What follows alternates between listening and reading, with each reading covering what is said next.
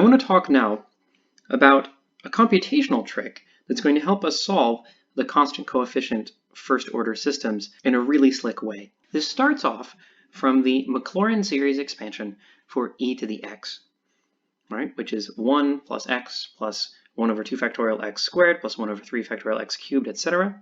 So each term you have 1 over that number factorial times that power of x. If you want to extend that to e to the rx, you just plug in rx in place of x, and now let's differentiate that.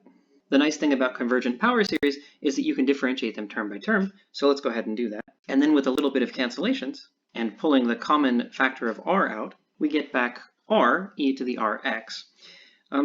So that's maybe not the best explanation of why the derivative of e to the rx is r e to the rx, but if someone were really skeptical, maybe you'd convince them that way. Let's try that when r is imaginary. We can rewrite cosine and sine using their Maclaurin series expansions. And then with a little bit of fiddling about powers of I, we get this, which is really exactly the same formula you would expect from e to the bix. What does that tell us? It says, if we just apply the same kind of argument we did in green, that we should get ib e to the bix. What's the moral of this story? It's that no matter what kind of object you define, let's call it u of r, using this Maclaurin series, so the idea of adding up successive powers, of course you're dividing by factorials each time, no matter what you do, what kind of object that is, if it's defined in terms of the Maclaurin series for e to the rx, then it has this property that when you differentiate it, you get r times the thing itself. The definition we're interested in is a matrix. This object, e to the at, is called the matrix exponential. So I just want to pause for a moment and say that this is a sensible definition, right? If you just saw e to the at, you would think to yourself, I don't know what something raised to a matrix power even means. But if you look at the right-hand side, everything is perfectly sensible. We know what it means to square a matrix. We know what it means to multiply a matrix by a number, and we know what it means to add matrices. There is maybe some iffy stuff over here with that ellipsis. What does it mean for matrices to converge? And let's sweep that under the rug for the moment. It's a good question.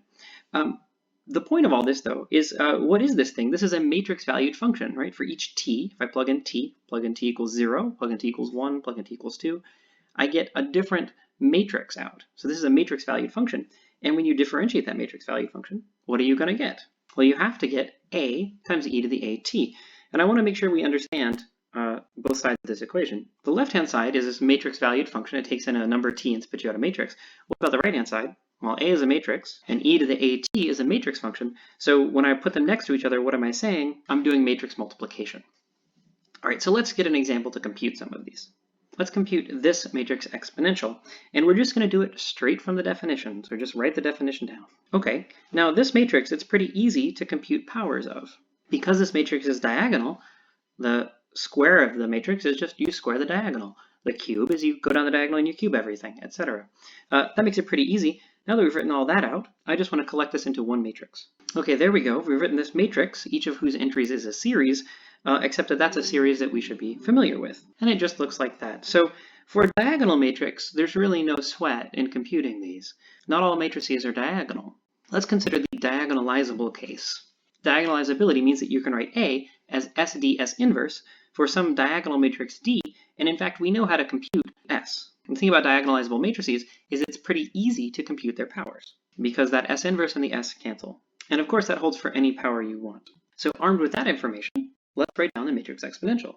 I'll do one little trick, and that's to rewrite I as S times S inverse, and then after that we're just going to apply the computation we just did of the various powers of A. And then we notice that every single one of these terms has an S on the left and an S inverse on the right. That thing inside the parentheses then is just the matrix exponential of D. Since D is diagonal, we know exactly how to compute e to the dt. Let's do this in an example. So here's our matrix. We're going to need to diagonalize it, which means we need to find the eigenvalues and the eigenvectors. The characteristic polynomial is lambda minus 2 times lambda minus 4.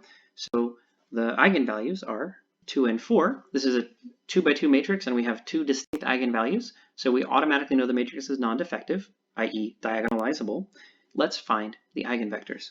So to find the first eigenvector, corresponding to lambda 1 equals 2, we just plug in lambda equals 2 and try to find the null space of this matrix. You can glance at it and see that 1 minus 1 will be a solution. We do the same thing to find V2, and now we're ready to write our matrix exponential down. There it is. It's just s e to the dt s inverse. Now, normally, you might want to actually do this multiplication out to get a cleaner formula, but very often you don't need to do that. That's good enough.